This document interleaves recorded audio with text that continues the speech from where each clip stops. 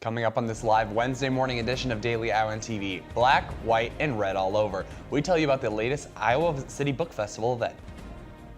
And later, we give you all the latest details on a club that is bringing like-minded Hawkeyes together to achieve a common goal. So we're a group that's actually a merged group of the Student Philanthropy Group and then the Future Alumni Network, or what previously was STAT. Look at how Iowa's volleyball season is progressing after 2 Big Ten matches last week. And we'll find out how Iowa softball concluded their fall ball season. And an update about California wildfires coming up in weather. All that and more coming up on this Wednesday morning edition of Daily Iowan TV. Don't go anywhere. Daily Iowan TV starts right now.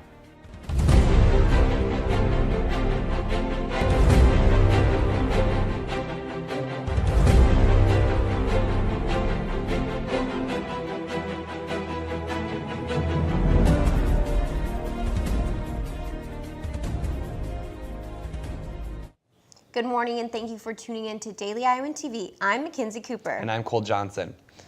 A new initiative from Governor Kim Reynolds was announced that will allow Iowans to text 911 in cases of emergency in Iowa. 94 of the 113 emergency call centers are able to accept text messages. The rest of the centers will be able to receive texts by the end of the year. Now, this is a national initiative from the Department of Homeland Security and Emergency Management. To check to see if your call centers accept text messages, go to homelandsecurity.iowa.gov. Shelter House will be holding its first ever barbecue fundraiser on Friday, October 13th in order to maintain their upkeep. Shelter House is a local nonprofit that helps serve the needs of the homeless. It has 70 beds available to house and use the utility services on a daily basis. The Shelter House Barbecue Blast will be at the Iowa City Municipal Airport and will go from 6:30 p.m. to 10 p.m. Barbecue will be supplied by the Downtown Iowa City Rotary Club. Molly's Cupcakes will provide the dessert and Big Ralph will bring the beer. Today is National Coming Out Day and citizens of Iowa City are ready to celebrate. National Coming Out Day was founded in 1988 to raise awareness of the LGBTQ community and celebrate the acceptance both in and out of the community. In Iowa City, members of the community and allies are having a potluck at the Center of Diversity and Enrichment. The event will start at 11 a.m. and end at 1 p.m. Bring food to share and make sure to grab a rainbow cupcake. Multiple groups at the University of Iowa have been working on merging together for the past couple of months. The Student Philanthropy Group and FAN, previously known as STAT, have come together with one common goal. The overarching goal is basically understanding how so much of our experience here is due to both of those groups, the alumni and the donors, and trying to engage students with those types of people and really educate them with kind of what goes on. From coordinating with alumni to working with campus donors, the group is hoping that they will be stronger as a united organization. Both of us were focused on educating students that with what goes on with both those groups, and then ultimately just trying to kind of play a role in advancing Iowa, which is kind of where the new name came from. The We Are Phil Faculty and Staff Giving Week will run from October 16th to the 20th. For more on next week's events, check out dailyiowan.com. Iowa City is one of the 20 cities of literature in the world. This week, Iowa City UNESCO City of Literature is hosting a book festival to celebrate writers of various publications. There will be events from the rest of the week until October 15th. Today at 10 a.m. to 1 p.m., there will be a reading of Moby Dick in McBride Hall. That's not all, though. There are even more events taking place over the course of the week. For a complete list of all the events being held, you can head over to iowacitybbookfestival.org. An app developed by 3 UI students is looking to assist families with autism care. Apple Theoretics is a software startup that takes exercises usually done by therapists and automates them, allowing therapy to take place anywhere and at any time. The exercises are meant to build skills and actions, repeating questions until these things become automatic responses for the child. For a more in-depth look, check out the full story in the Daily Iowan, where Gracelyn Keller reports with more. Well, Halloween is just around the corner, and it seems like one person needed some more inspiration to help add to their costume. Yeah, that's right, Mackenzie. Half a zombie mannequin has gone missing from Zombie Burger and Shake Lab. According to KGAN, a female zombie mannequin was taken from the store after last week's Iowa game. The company will not press charges, but will be offering a reward for the mannequin's safe return. Well, I never thought I would say I wanted to find a mannequin in order to get that. Yeah, it was a $100 reward. gift card. Yeah, I what it know. was. But yesterday we told our viewers about the wildfires in California, and we gave them an update. Joe is standing by in the weather studio with more on that. Joe? Yeah, that's right, guys. Wildfires are continuing to cause just chaos and disaster since Monday night.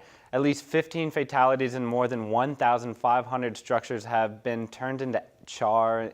It's just awful out there, according to NBC.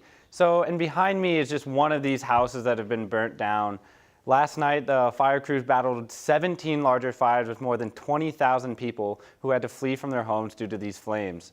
More than 150,000 acres have been burnt since this weekend, and according to NBC. But firefighters are continuing to fight these fires, and they're hoping the cooler weather and weakening winds this weekend will help them in their fight. Speaking of cooler weather, here in Iowa City, we're looking at a pretty rainy weekend. Wednesday afternoon, we're looking at cloudy skies with a high of 64 degrees. As we move into the evening hours, we will remain pretty cloudy with temperatures dropping around to 54 degrees. Now let's take a look at our 5-day extended forecast. Thursday, we'll continue to see a lot of clouds out there with temperatures reaching a high of 68 degrees. For the most part, weekend is going to be a very rainy one though. Friday, we'll see temperatures reaching up in the high 70s with late night thunderstorms. Saturday, expect to see some rain showers out there and still have a high of 73 degrees.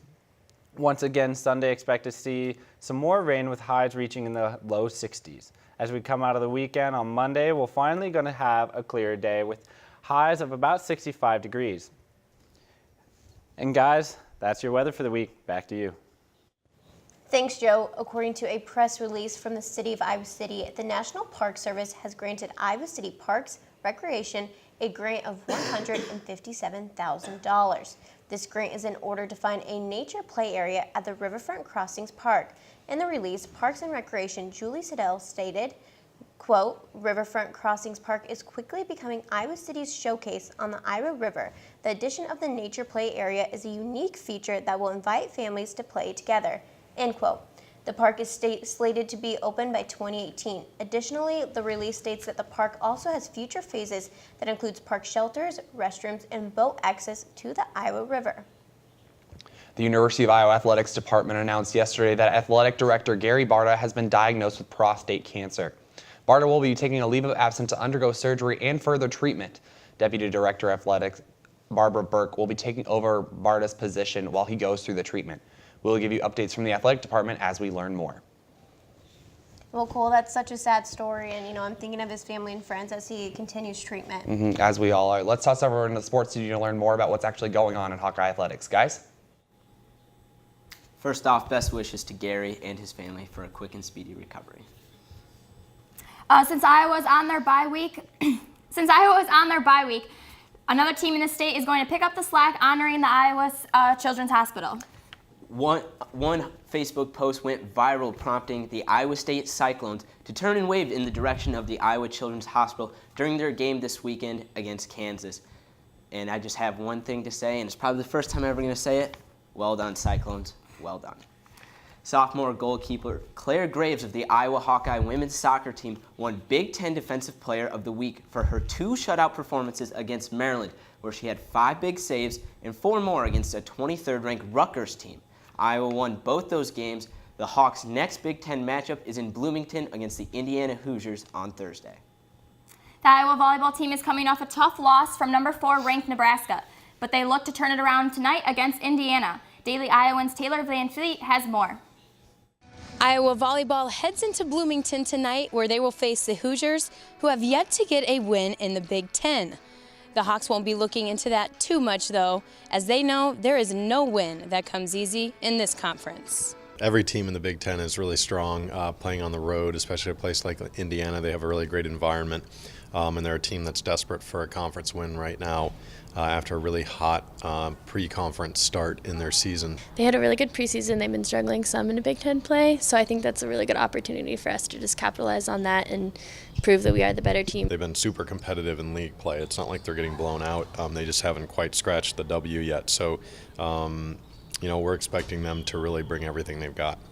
Obviously, we've been playing a lot of top 10, top 25 opponents, so it's kind of nice to play somebody who's not ranked and just prove ourselves.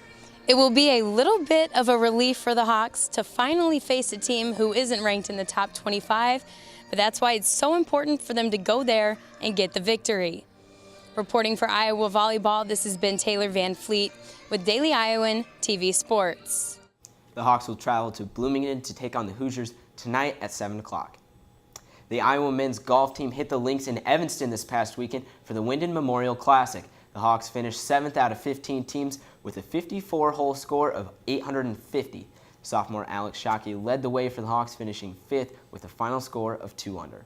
This is Shockey's second top 5 finish this year. Iowa's next tournament is October 23rd and 24th at the Royal Oaks Intercollegiate in Dallas, Texas.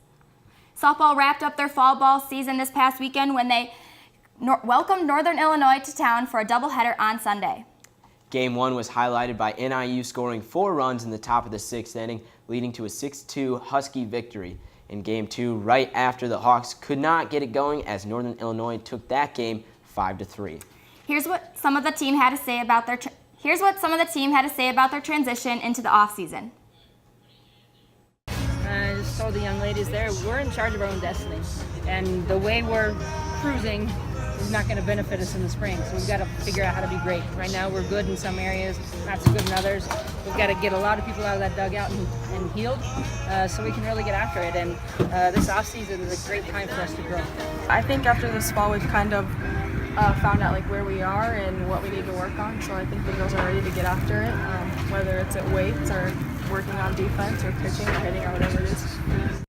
The Hawks finished up the fall season with a record of 3 wins, 3 losses, and a tie. Now the Iowa baseball team is finishing its fall season with the Black and Gold World Series game at Game 1 this afternoon. First pitch is at 3:30. Game 2 will be tomorrow at the same time, and if necessary, a Game 3 will be the tiebreaker held on Friday, also at 3:30. The Hawks are 9-5 headed into their inter-squad game tonight. We'll have more on that next week. Make sure to tune in tomorrow for updates on Iowa football, even though this Saturday is a bye week for the team. And updates from Iowa field hockey and how they did this weekend against Duke. Back to you two at the desk. Each Wednesday, we here at Daily Iowan TV are proud to bring in the ICAC Animal of the Week. This is reserved for that one special animal at the Animal Care and Adoption Center who is ready to meet their new family. That's right, Cole. This week we are doing something a little different. We are doing an update on some of the previous animals featured here on Daily Iowan TV. As of this morning, former Animals of the Week Minty, Maringo, and Rambo have all been adopted. These wonderful furry friends have met some equally wonderful families. However, this means that Benjamin, the hamster, and Irene, the cat, are still looking for that perfect home. And it's a shame, Mackenzie, because these are probably the most relaxed animals that we featured here on the show. For more information on them and other animals, please visit the ICAC website, call them at their phone number, or just stop by for a visit. And that'll do it for this Wednesday morning edition of Daily Iowan TV. Be sure to head over to dailyiowan.com for all your latest news between Monday and Friday. And if that isn't enough of the Daily Iowan for you, be sure to check out our print edition of the newsstands now. I'm Cole Johnson. And I'm Mackenzie Cooper. From all of us here at Daily Iowan TV, thanks for watching. Have a great day, Iowa City. We'll see you back here next time.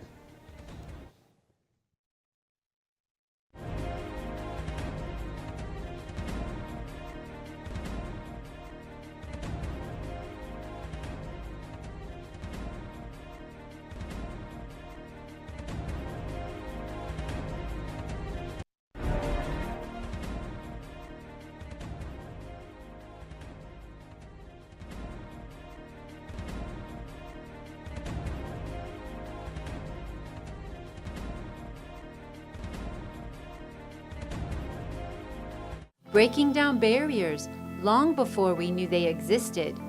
Dottie Ray, a revolutionary trailblazer and Iowa City radio personality for over 50 years. Foundation builder for journalists. Please join us in sharing Dottie Ray's story on the big screen. After the showing, a panel discussion about Dottie's life will follow. It's all part of Habitat for Humanity's She Built the Future. For more information, please contact Habitat